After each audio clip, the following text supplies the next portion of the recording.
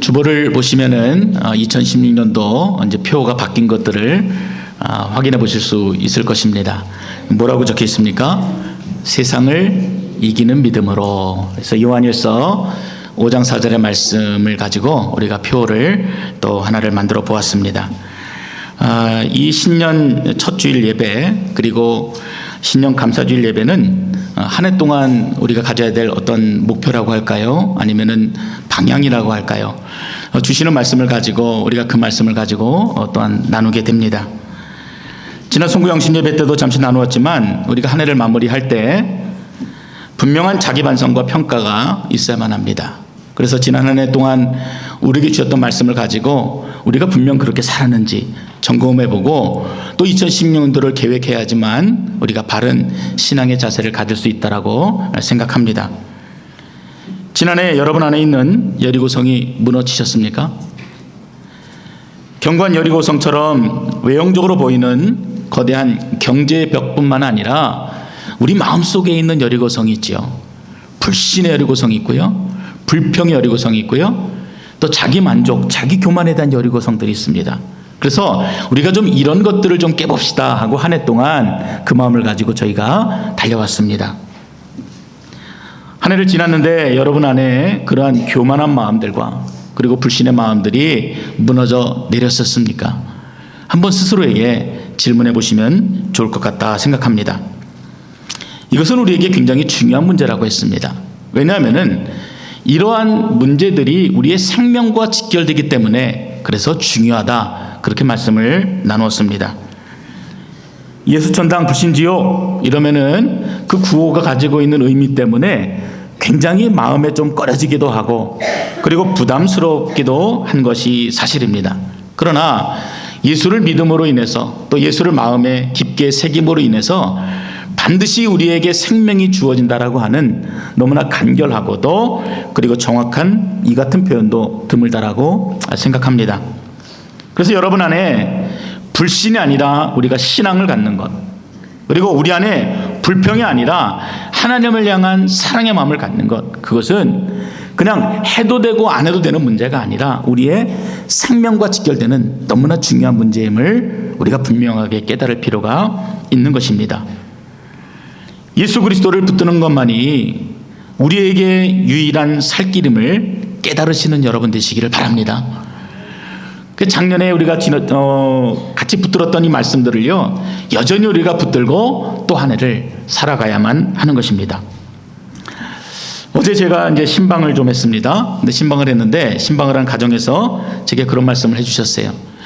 2년 전에 목사님 오셨을 때 여기 딱 서 있을 때 굉장히 좀 손님 같고 좀 쭈뼛쭈뼛하고 좀 어울리지 않는다는 생각이 들었는데 2년이 지나고 나니까 이제는 좀 편안해 보이고 또 든든해 보인다 이런 말씀을 해 주셨습니다. 맞지요? 그 말씀이 맞습니다. 그래서 제가 가만히 좀 뒤돌아보니까 지난 2년 동안에 제가 설교했던 내용들이 그래도 하나님 앞에 헌신하고 또 복음을 위해 살겠다라고 제가 뒤에서 쭉 걸어왔던 20년의 시간보다도 훨씬 더 많았다라는 생각을 하게 되었습니다. 많은 곳에서 복음도 전했지요. 그리고 예수 그리스도가 어떤 분인지 그리고 그 사랑이 얼마나 큰 사랑인지 열심히 전했던 것도 사실입니다. 그런데 그렇게 많은 설교를 했어도 그래 아들아 네가 여전히 그 마음에 십자가의 사랑이 충만하냐? 너가 성도들에게 그렇게 많이 설교를 했는데 네 안에 있는 그 사랑이 온전히 성도들에게 전달되고 있느냐라고 하나님이 제게 물어보신다면은 제가 하나님 앞에 자신 있게 대답하지 못할 것 같아요. 그렇게 많이 설교를 했어도 그 하나님의 그 사랑의 놀라운 깊이와 은혜에 대해서는 제가 달리 설명할 수 있는 방법들이 극히 제한적이기 때문에 그렇습니다.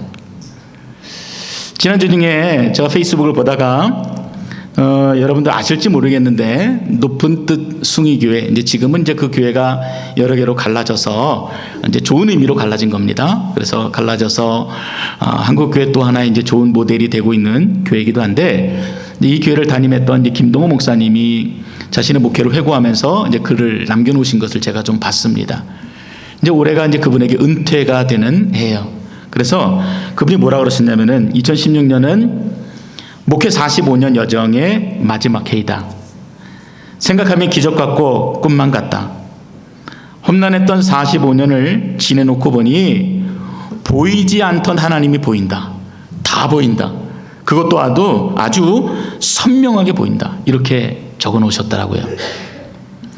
모르겠습니다. 저도 그 정도 목회를 하고 나면은 제 마음에 그 예수 그리스도의 십자가가 아주 분명하게 새겨져서 전하고 증거하고 여러분들에게 막 자랑하기에 부족함이 없을까라는 생각도 하게 되지만, 지금 현재 저의 좁은 신학적인 견해나 면으로는 도무지 그 사랑의 깊이와 넓이에 대해서 설명한다는 것이 어려운 일 같습니다.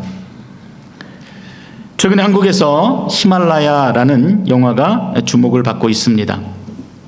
이 히말라야라는 영화는요, 세계 최초로 히말라야 16좌를 모두 등정한 엄홍길 대장의 이야기입니다. 지금이야 이제 여러분 뉴스를 통해서 보시는 것처럼 돈만 있으면은 이렇게 줄을 잡고 이렇게 올라간다 그러더라고요. 그래서 너무나 올라가는 길들이 정체가 되어져서 그래서 생명을 잃어버리는 사람도 있다. 이런 이야기가 나오지만, 아마 이제 산에 오르시는 분들한테는 이 에베레스트, 세계에서 가장 높은 산을 올라간다는 것이 그들에게 최종적인 목표이고 꿈일 것입니다. 2004년 당시에도 이 엄몽길 대장이 팀을 꾸려서 이 에베레스트를 등정하게 됩니다. 그리고 정상까지 올라갔습니다. 얼마나 기뻤겠습니까? 세계에서 가장 높은 산을 올라갔다는 그 기쁨이 그들 안에 가득했겠죠. 그런데 하산을 하는 과정에서 예상치 못한 사고를 당해서 3명의 대원이 목숨을 잃어버리게 됩니다. 그 소식이 먼저 내려가던 엄몽길 대장에게도 들려왔지만, 당시만 해도 그것이 워낙 위험한 곳이었기 때문에 그 죽은 시신을 수습하지도 못하고 그냥 내려올 수밖에 없었다고 합니다. 서양 사람들도 산에서 조난을 당할 경우 부부라도 그 시신을 그냥 놓고 가는 것이 일반적이라고 합니다. 그런데 엄몽길 대장은 한국에 돌아와서도 친동생과 같이 지냈던 이들의 죽음을 도무지 받아들일 수가 없어서 어찌 보면은 굉장히 좀 위험한 결정을 하나를 하게 됩니다. 세계 산악 역사에서도 유례가 없는 결정입니다. 바로 뭐냐면은 그때 잃어버렸던 시신을 수습하기 위해서 다시 팀을 꾸려 그 위험한 지역으로 가고자 결정을 한 것입니다. 그런데 확인된 이 박무택 대원의 시신이 있는 곳은 그에만 해도 3명의 산악인들이 목숨을 잃을 정도로 너무도 위험한 그러한 지역이었습니다. 그럼에도 기어코 해발 8,750m를 다시 올라가서 얼음덩이로 변해버린 이 100kg의 시신을 목숨을 걸고 끌고 내려오는 감동적인 내용을 영화가 담고 있습니다. 산 사람도 아니죠. 죽은 시체를 가져오기 위해서 다시 생명을 걸고 그 산에 오른다는 것을 우리가 어떻게 이해할 수가 있겠습니까? 동료를 구하겠다고 떠나는 남편을 여러분은 이해하시겠습니까? 동료를 구하겠다고 떠나는 아빠를 당신은 이해하실 수가 있겠습니까? 이해 못하죠. 생명을 걸고 산을 오르는 산악인들도 이해하지 못하는데, 어떻게 우리가 하나밖에 없는 아들을 십자가에 내어주시기까지 보여주시는 그 하나님의 사랑을 우리가 이해할 수가 있겠습니까? 이해할 수가 없습니다. 아마도 이 땅에 있는 동안은 그 누구도 그 사랑의 깊이와 넓이를 온전히 이해하지 못하리라 생각합니다. 그렇다면 우리에게 또 하나의 궁금증이 생기는데요. 그것은요, 우리가 그 하나님의 사랑을 다 알 수 없다면은, 깨달을 수 없다면, 그럼 반대로 내가 깨달은 만큼 그 하나님의 사랑에 대해서 어떻게 표현하고 있느냐라는 질문이 남게 됩니다.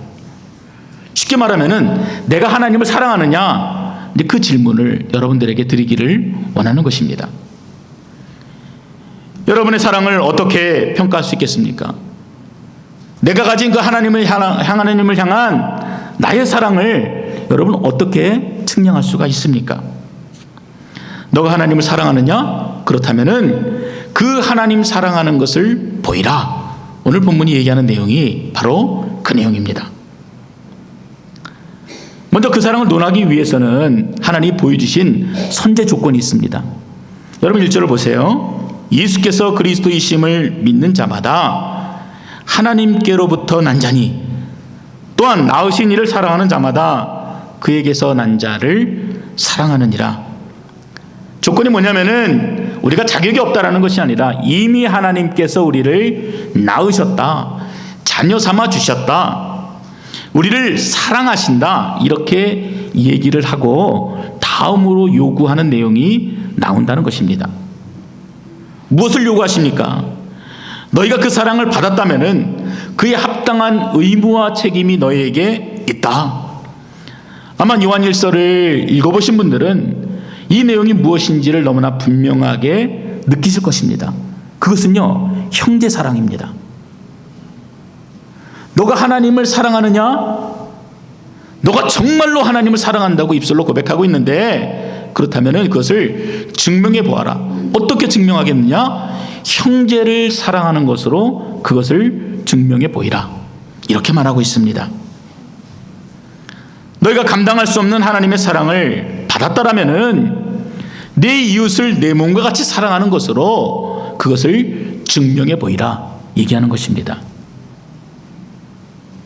입술로는 사랑한다고 하시는 분들이요 너무나 많아요. 찬양을 할 때 예수님 사랑해 하면은요 눈물 흘리는 분 정말 많습니다. 감정적인 거 말고요, 그냥 입술로만 그치는 것 말고 너희가 진실로 하나님을 사랑한다면은 이웃을 내 몸과 같이 사랑하는 것으로, 형제를 사랑하는 것으로 그것을 증명해 보이라는 것입니다. 두 번째는 2절입니다. 우리가 하나님을 사랑하고 그의 계명들을 지킬 때에 이로써 우리가 하나님의 자녀를 사랑하는 줄을 아느니라. 무슨 말입니까? 하나님의 계명을 열심히 지켜서 그 사랑을 증명하라는 것입니다. 그런데 좀 말이 안 맞는 것 같지 않습니까?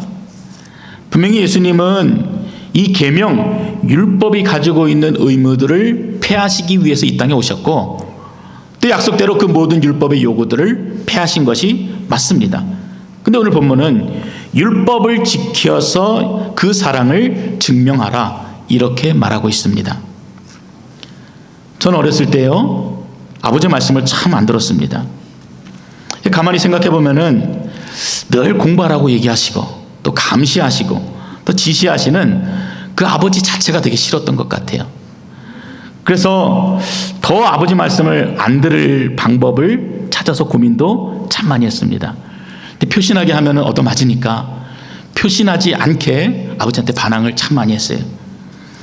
하루에 연습장 10장씩 써라 이렇게 얘기하시면은 몰래 한두 장은 전에 썼던 거를 빼가지고 뒤에다가 탁 붙이기도 하고, 또 심부름을 시키시면은 일부러 늦게 가고, 또 거스름돈이 남으면은 또 속여서 제가 쓰기도 했습니다. 저는 그것이 제 자유를 속박한 아버지, 또 내가 그렇게 싫어하는 아버지에 대한 복수라고 생각했습니다. 그런데 어느 날 제가 친한 친구 집에 가게 되었는데요, 그 친구는 자기 아버지한테 대하는 태도가 저하고 너무나 달랐던 것입니다. 그 친구는 시켜서 하는 것도 아닌데 스스로 알아서 공부도 하고 또 집안일도 알아서 척척하고, 그 근본적인 마음의 태도가 분명 저와는 너무나 달랐습니다. 그래서 이유를 물어보니까 자신은 자기 부모님을 너무나 사랑하고 존경한다는 것이에요. 그러니까 저는 그때까지 제가 부모님에 대해서 사랑하고 존경해야 되는 대상이라고 별로 생각을 안 해봤던 것입니다.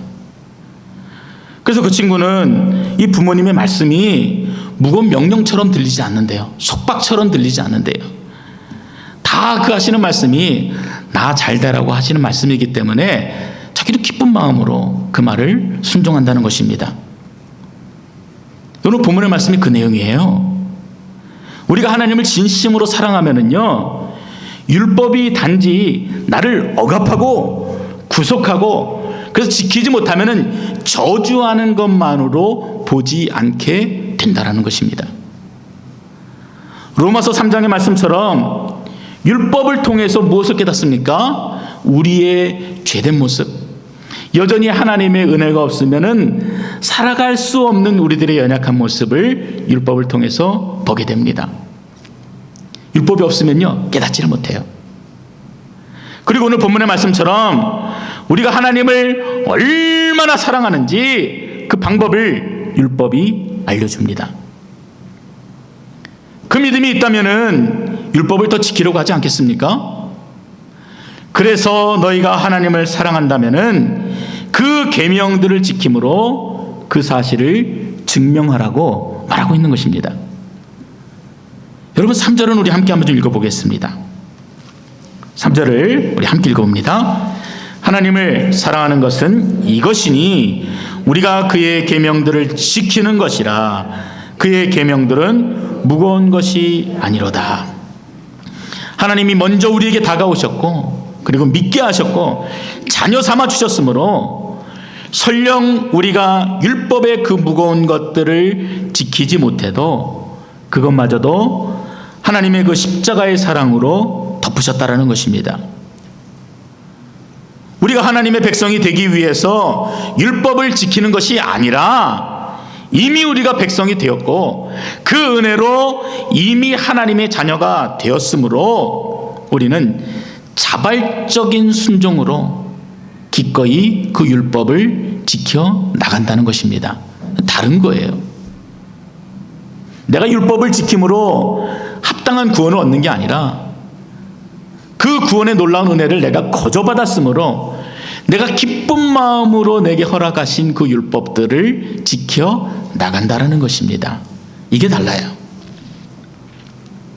그리고 오늘 본문의 하이라이트를 보게 됩니다. 4절입니다. 무릇 하나님께로부터 난 자마다 세상을 이기느니라. 세상을 이기는 승리는 이것이니 우리의 믿음이라. 한 해 동안 우리가 붙들어야 될 말씀입니다. 우리가 하나님의 그 사랑에 확신을 가지고 있으면은 나를 위해서 십자가에서 죽으신 그 사랑에 우리의 가슴이 뜨거워지면은 그래서 내 안에서 어떻게 해야지 내가 그 은혜에 보답할까? 어떻게 해야지 내가 그 은혜에 합당하게 살아갈 수 있을까? 그렇게 생각하고 행동하면은 오늘 본문이 어떻게 된다라고 결론을 내립니까? 세상을 이길 것이다? 아니에요. 세상을 이긴다. 여리고성이 무너져 내릴 것이다? 아니었어요. 여리고성이 무너져 내리리라. 이것은 약속입니다. 세상에서 살아나간다는 것이 결코 쉽지가 않아요. 어쩌면 여러분 우리는 지금 가장 어려운 시기를 보내고 있을지도 모릅니다. 그리고 더 힘든 한 해를 보내게 될지도 모릅니다. 그래서 저마다 자신의 방법으로 극복하며 이겨내고 있지만 도무지 감당하지 못할 그때가 올 수도 있습니다. 여러분 어떻게 이겨내시겠습니까? 근데 오늘 본문은 뭐라 그럽니까? 세상을 이기는 그 믿음으로 우리가 넉넉히 이겨낸다. 여러분 그 말은 다시 말하면 무슨 말이에요? 하나님이 나를 얼마나 사랑해 주시는지 그 사랑을 마음에 깨닫고 너가 정말 하나님을 사랑하느냐? 그렇다면은 형제를 사랑하는 것으로 그리고 그 율법을 즐거운 마음으로 지키고 준수하는 것으로 세상을 이기라 말해주고 있는 것입니다. 요한은 세상을 이기는 것이 바로 하나님이 나를 얼마나 사랑하는지 그리고 그 사랑에 내가 얼마나 감격하는지 바라보는 그 믿음이라고 말하는 것입니다. 그리고 5절에 보면은요, 이 요한은요 그렇게 생각하고 믿는데 주저함이 없습니다. 흔들림이 없어요. 너무도 확신을 가지고 또 당당하게 이렇게 이야기합니다. 예수께서 하나님의 아들이심을 믿는 자가 아니면 세상을 이기는 자가 누구냐? 여러분 이 당당한 고백이 우리의 고백이 되어야 될 줄로 믿습니다. 흔들림이 있으면 안 돼요. 이 부분에 있어서 우리에게 머뭇거리 있으면 안 됩니다. 이제까지 여러분이 걸어오셨던 인생의 길은 어떻습니까? 너무나 무겁고 힘겨운 이민의 삶을 살아오지 않으셨습니까? 세상을 이기기는커녕 온갖 세상의 것들에 눌려서 죽지 못해 산다고 하시는 분들은 또 얼마나 많습니까? 남보다 뛰어나지는 못해도 남 하는 만큼이라도 하려고 하니까 그 짐이 얼마나 무겁습니까? 찬송가의 가사처럼 무거운 짐을 나 홀로 지고 견디다 못해 쓰러지는 것이 우리 인생입니다. 그런데 요한은 당당한 고백으로, 확신에 찬 고백으로, 그리고 너무나 정확하고도 심플하게 이런 무거운 짐을 지고 사는 이 인생이, 이러한 세상이 있는데 이것을 이기는 것은 바로 믿음이다 라고 정확하게 이야기를 해주고 있는 것입니다. 아마 어떤 분은 너무나 당연한 말을 한다라고 말씀하시는 분도 있으리라 생각합니다. 그런데 그 당연한 답을 우리가 혹시 잊고 있는 것은 아닙니까? 그 당연한 답을 우리가 생각도 않고 엉뚱한 곳에서 또 다른 답을 찾아서 헤매는 것은 아닌지 돌아볼 수 있어야 한다고 생각합니다. 그래서 우리가 더 힘겨워하는 것이 아닌가 말입니다. 믿는 자는 승리한다 했습니다. 그 은혜를 알고 기쁨으로 해가는 자는 반드시 승리한다. 오늘 본문이 이야기합니다. 여기에 승리는요, 원문으로 보면은 두 가지 의미가 있습니다. 여러분이 그것들을 좀 마음에 새기면 좋겠습니다. 바로 두 가지는 뭐냐면은 유혹에 넘어지지 않고 갈 길을 간다라고 하는 의미와, 그리고 살린다라고 하는 이 두 가지 의미가 있습니다. 우리에게 두 가지 은혜가 다 필요하지요. 우는 사자와 같이 끊임없이 달려드는 그 세상의 유혹을 이기고 하나님께서 내게 허락하신 길, 내게 주어진 그 길을 당대하게 걸어가는 용기가 우리에게 필요합니다. 그리고 살린다라는 그 의미처럼 살아야 되잖아요. 살아내야 되지요. 그래서 최종적인 승리, 영원한 승리를 거두는 삶이 우리에게 필요합니다. 그 은혜를 구하시는 여러분 되시기 바랍니다. 은혜를 알고 은혜를 전하는 2016년이 되시기 바랍니다. 그런 자가 바로 믿음으로 세상을 이기는 자입니다. 히브리서 11장에 보면은요, 그런 믿음으로 살았던 자들이 소개되어지고 있습니다. 노아가 나오지요. 120년 동안 방주를 지었습니다. 비가 오지 않는데도 산에다가 배를 만들었습니다. 믿음을 가지지 못하며 조롱하며 비난했던 사람들이 있었지만 노아는 그들을 바라보지 않았어요. 그 긴 시간을 묵묵히 순종하면서 배를 만들었습니다. 주변 사람들의 말에 넘어가지도 않고 당당하게 자신의 길을 걸어갔던 것입니다. 그 결과는 무엇이었습니까? 죽음이 아니라 생명이었습니다. 아브라함은 갈 곳을 알지 못했다. 그러나 믿음으로 그 길을 떠났다. 그렇게 기록합니다. 상황을 바라본 것이 아니에요. 약속을 바라보고 행동한 것입니다. 주변 사람들이 보면은 미친 짓이다 이렇게 했을지는 몰라도 믿음으로 아들 이삭을 하나님께 드렸습니다. 그 결과도 죽음이 아니라 생명이었습니다. 모세도 믿음으로 광야길을 떠났습니다. 모든 사람들이 뒤돌아보면서 애굽의 생활들을 그리워할 때 모세는 상황이 아니라 역시 약속을 붙들었습니다. 애굽의 손에서 건져서 젖과 꿀이 흐르는 가나안 땅으로 인도해 주시겠다고 하는 그 하나님의 약속을 결코 놓지 않았던 것입니다. 그리고 묵묵히 그 길을 걸어갑니다. 그리고 어떻게 됐습니까? 죽음이 아니라 생명을 얻게 되었습니다. 그 성벽이 무너져 내리리라. 믿은 자에게 그 성벽이 무너져 내렸습니다. 여전히 세상은 치열하고 피곤하고 때로는 허무함이 가득한 곳이지만 나를 낳으신 하나님의 은혜를 기억하고 나를 자녀 삼으시기 위해서 자신의 아들을 십자가에 다시는 그 은혜를 믿는 자는 반드시 승리한다는 약속을 오늘 본문을 통해서 주시는 것입니다. 2016년이 시작되었습니다. 벌써 3일이 지났죠. 이제 여러분 그 하나님의 사랑을 증명해 보이시기를 바랍니다. 그래서 우리 질문이 이게 돼야 돼요. 야, 이 힘든 세상 어떻게 살아야 되나? 어떻게 살아남아야 되나? 이러한 질문이 아니라 어떻게 해야지만 내가 그 크신 은혜에 보답하고 어떻게 해야지만 내가 그 크신 은혜에 감사하며 살 수가 있는가? 이게 2016년을 향한 우리의 진지한 질문이 되어져야만 하는 것입니다. 끊임없이 주신 사랑을 기억하시는 여러분 되시기 바랍니다. 그리고 그 사랑에 보답해서 하나님을 기쁘시게 하는 복되고 귀한 2016년이 되시기를 주의 이름으로 축원드립니다. 아멘. 기도하겠습니다. 참 좋으신 아버지 하나님, 우리가 또 한 해를 맞이하면서 우리 안에 새로운 소망 주신 것 감사합니다. 하나님의 그 사랑을 잊고 있었고 입술로는 사랑한다 말하지만 막연하게 생각했고 행하지 못했던 연약함이 우리 안에 있었습니다.